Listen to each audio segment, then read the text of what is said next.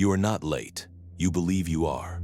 Most people in your position believe exactly that the window closed somewhere in their 30s, that the people who built real wealth started earlier, moved faster and understood things at 22, that you are only beginning to understand now. This belief is not irrational. The financial industry reinforces it constantly.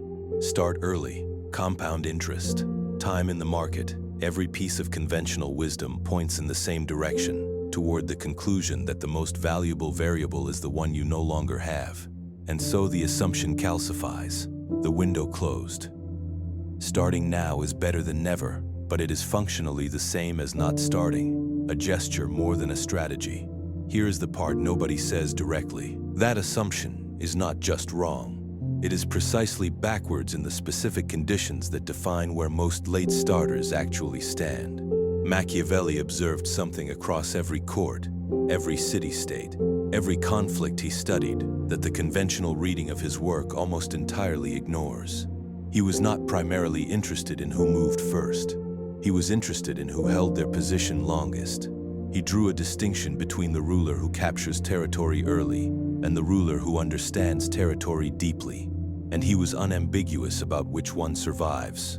The early mover without positional understanding is always vulnerable. The late mover who builds from genuine comprehension of the terrain is not catching up.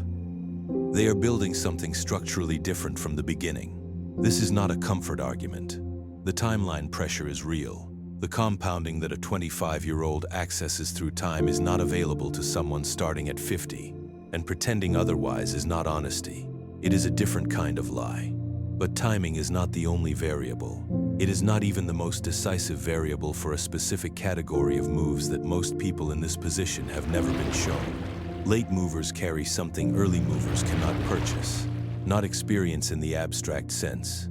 Years logged, industries touched, titles accumulated. Something more specific, a pattern recognition built from watching things fail that looked certain to succeed. A contextual trust accumulated across relationships that took years of demonstrated reliability to build. A perspective that only exists because of the specific sequence of environments, transitions, and pressures that particular life trajectory produced. These are not consolation prizes for a late start. They are raw materials.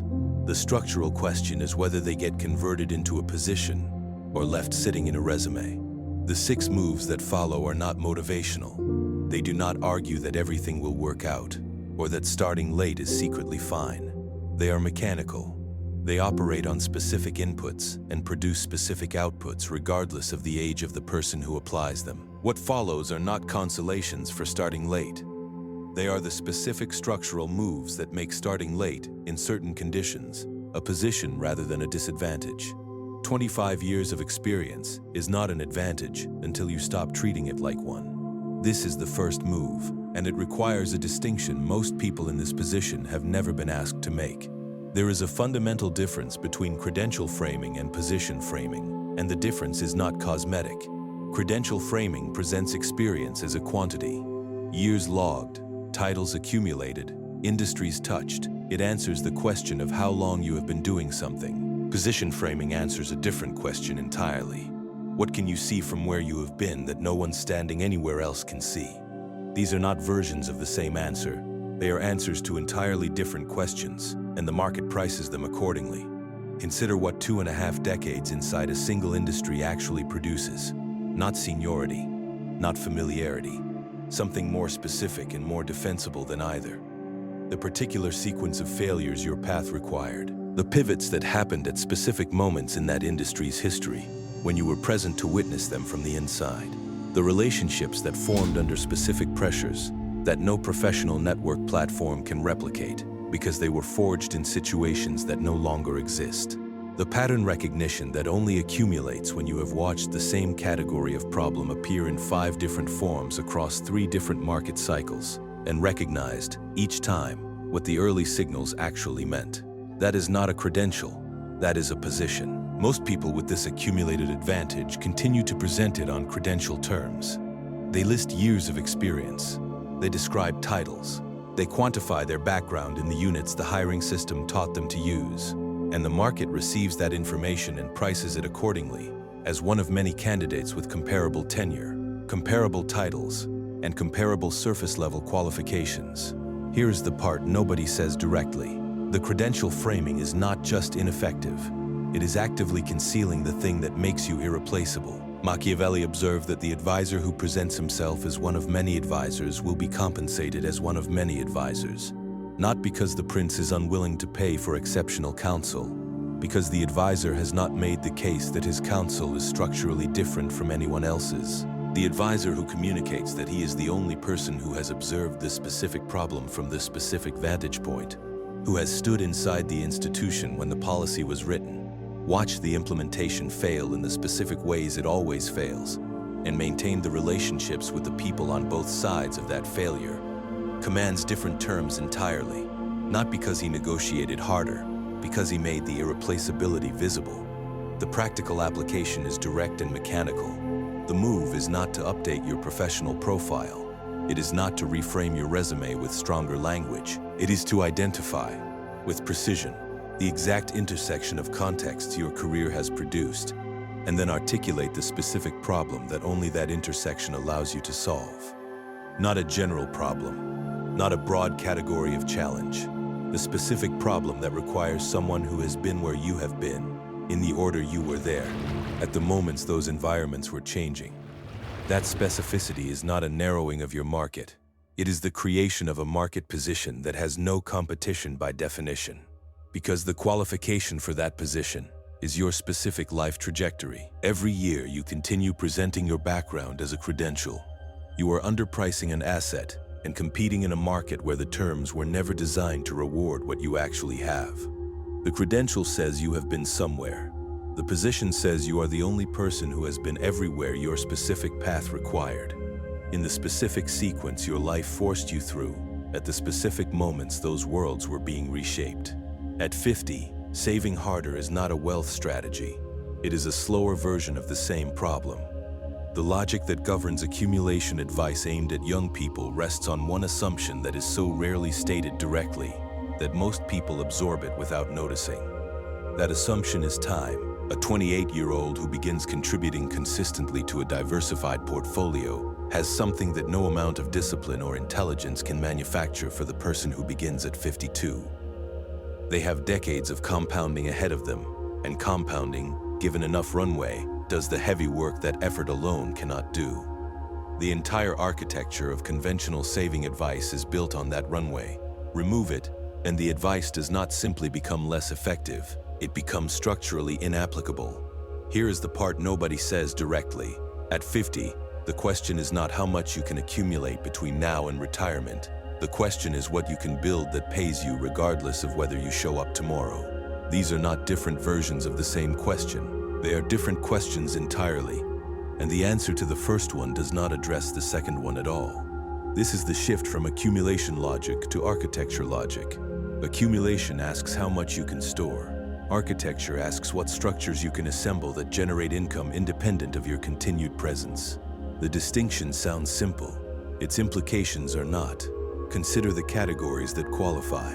A rental property with positive cash flow after all carrying costs generates income whether the owner is present or incapacitated.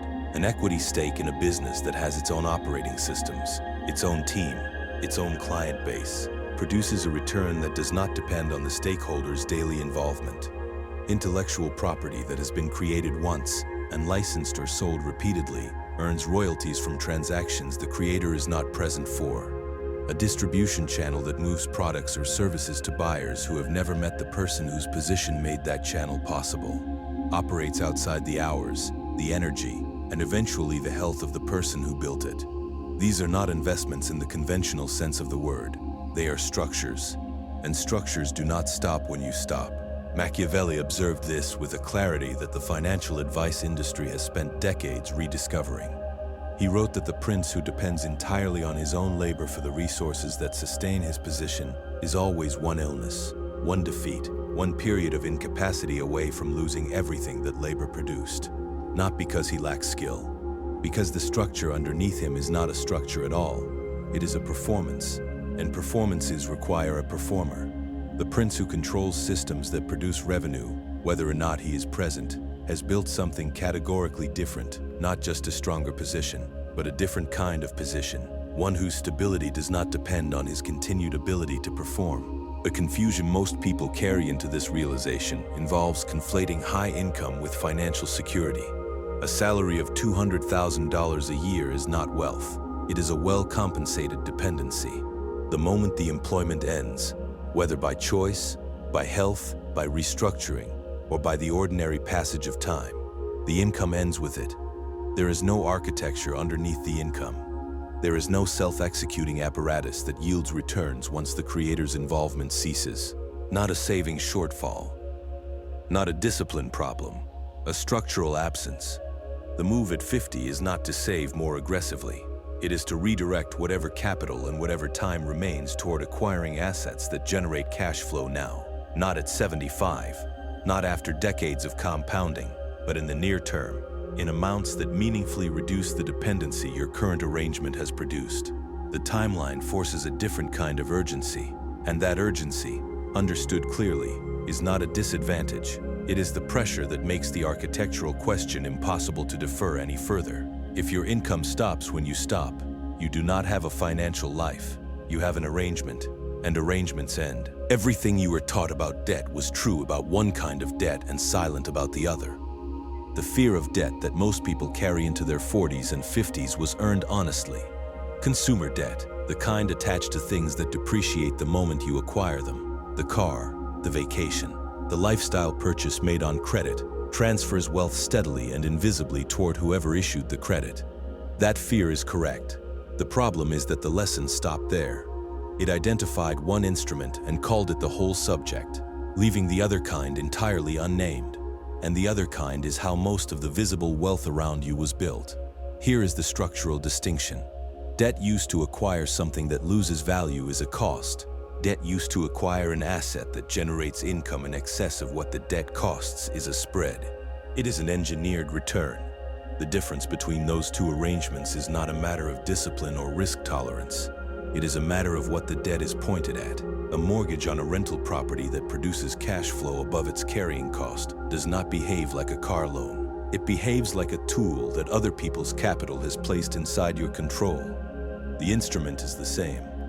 The structure is entirely different. Consider what the older borrower brings to this arrangement that a younger one cannot.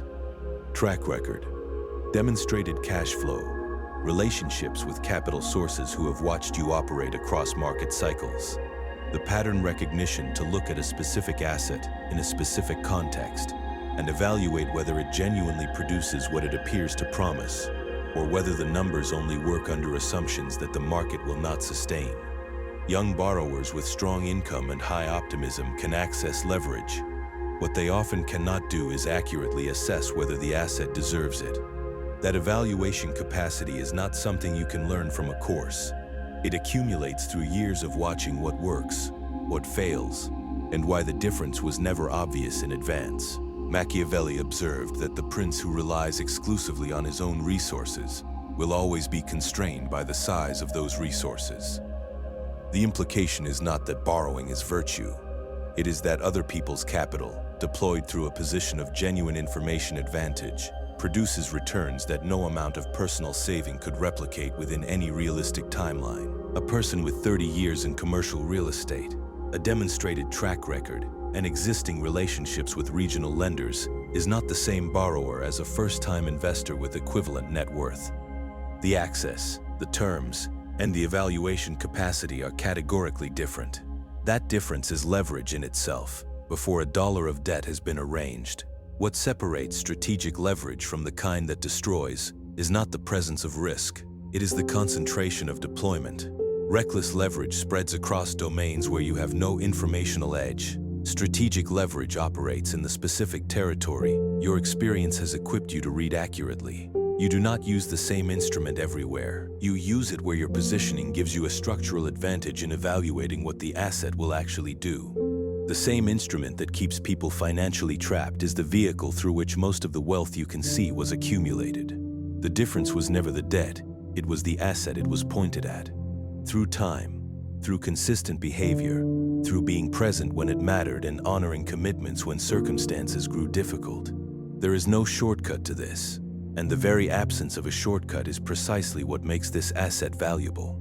The tax code is not a burden distributed equally. It is a system of incentives, and the incentives were never designed with employees in mind. Most people arrive at their highest earning years inside the worst possible tax structure. Not because they made a reckless decision, because they never made a decision at all. The default structure for anyone who earns a salary is the employee tax model. And that model has one defining characteristic. You pay taxes before you spend. The government takes its portion first. What remains is yours to allocate.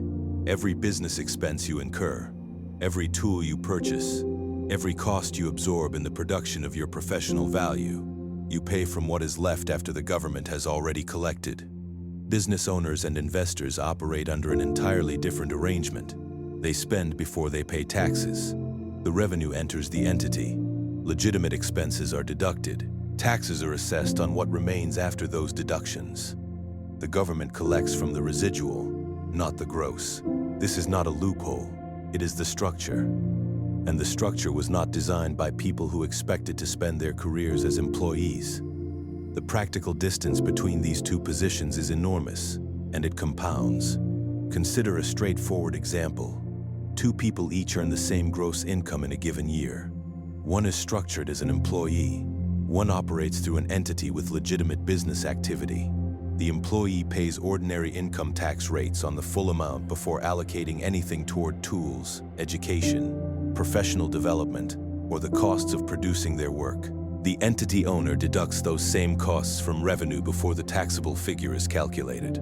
Over a decade at peak earning years, the difference in retained wealth between these two structures is not marginal. It is architectural. The Machiavelli observation here is direct and mechanical. He wrote that every system of power reflects the interests of those who designed it, and that the rules of any court are written by the people who intend to benefit from those rules. The tax code is a court. It was written by people who owned productive assets, who structured income through entities, who understood the difference between ordinary income and capital gains. That difference matters precisely because it is taxed differently. Income from labor in most environments is taxed at the highest applicable rate. Income from the long-term appreciation of assets held through ownership structures is taxed at a significantly lower rate. The code does not hide this. It announces it. The incentive is explicit, visible, and available to anyone positioned to use it. Here is the part most people do not confront until the window has narrowed. The cost of remaining in the wrong structure is not a single event. It is not a penalty assessed when you finally understand what you have been missing. It is a quiet annual transfer, paid each year through the compound effect of the wrong arrangement. Accumulating across every year, those peak earning years continue. The person who restructures at 45 has lost the years before 45. The person who restructures at 55 has lost more. The person who never restructures has paid, year by year, the compounding price of the default. Entity structure, the separation of business activity from personal income, the conversion of ordinary income into capital gains where the activity genuinely supports it. These are not exotic maneuvers. They represent the foundational framework structuring how the financial world operates, fully legal, fully transparent, and available in every jurisdiction to anyone willing to read them. The code was always written in plain sight. It simply was never taught to the people it disadvantages most. A position that cannot be named does not function as a market asset. It functions as a private advantage, and private advantages cannot be priced. This is the failure point for most people who complete the first 5 moves correctly. They have converted experience into leverage. They have acquired assets that generate income without their constant presence. They have used debt as a spread rather than a liability. They have concentrated trust inside the context most aligned with what their specific path created. They have restructured the tax arrangement so that the code works with them rather than against them. And then they continue earning at rates that do not reflect any of this, because the position that produces all of it exists only in the minds of people who already know them well. Here is what that means structurally. There are 2 categories of positioning. The first is a position that people who have worked with you directly can describe accurately and with conviction. The second is a position that people who have never heard your name can describe accurately because someone who has worked with you told them. The first is a reputation. The second is a market force. They are not the same thing. and the gap between them is where most of the value gets lost. A person who has spent 25 years at the specific intersection of healthcare operations, regulatory compliance, and early-stage company formation has a position that is genuinely rare. The specific sequence of those contexts, the trust accumulated inside each of them, the perspective that only that combination produces, this is real. It exists, but if the only people who can articulate it are the ones who have already experienced it firsthand, it cannot travel. It cannot reach the decision-maker in a room where your name has not yet been mentioned. It cannot be described by a former client to a colleague 3 organizations away. It stays exactly where it is, attached to you, earning only what people who already know you are willing to pay. The move is not to write a better biography. It is not to refine your tagline or redesign your positioning statement in the language of marketing. Those are surface corrections applied to a structural problem. The structural problem is that the position has not been articulated precisely enough to exist independently of your physical presence in the room. Precision here means something specific. It means identifying the exact problem, not a category of problems, not an industry, not a general area of expertise, but the specific problem that your particular combination of experience, context, and perspective allows you to solve in a way that no one without that combination can replicate. Specific enough that someone hearing it for the first time immediately understands not only what you do, but why the alternative is worse. Repeatable enough that someone who has experienced your work can reproduce that description to someone else without distortion, without simplification, without reducing it to a job title or a credential. Machiavelli observed that the prince who cannot be clearly described cannot be effectively defended. His advisors cannot speak for him with precision. His allies cannot advocate for him with conviction. The position that lives only inside one person's direct experience cannot accumulate the gravity it deserves, because gravity requires mass, and mass requires the position to travel beyond the person who holds it. Consider what happens when the articulation is correct. The former client describes your position accurately to a colleague. That colleague describes it to a decision maker. The decision maker reaches out already understanding what you do, why it is distinct, and what the alternative cost them. The position arrived before you did. That is the move. These 6 moves are not a sequence to be completed in order.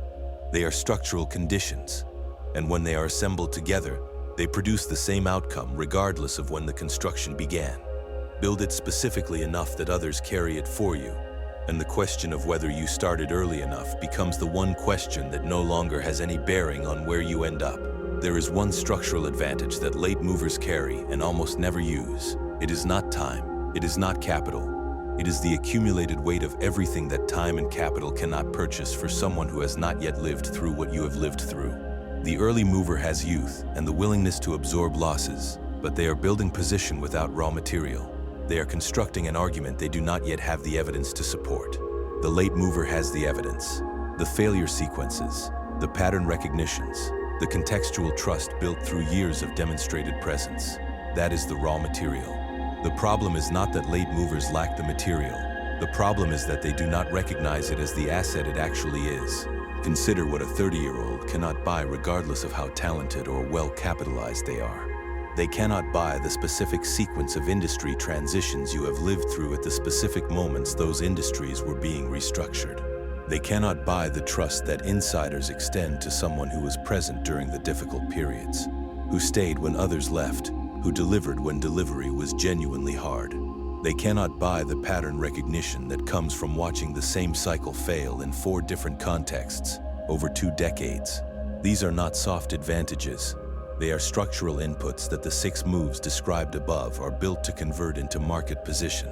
The young have time doing work that the late mover must replace with deliberate construction.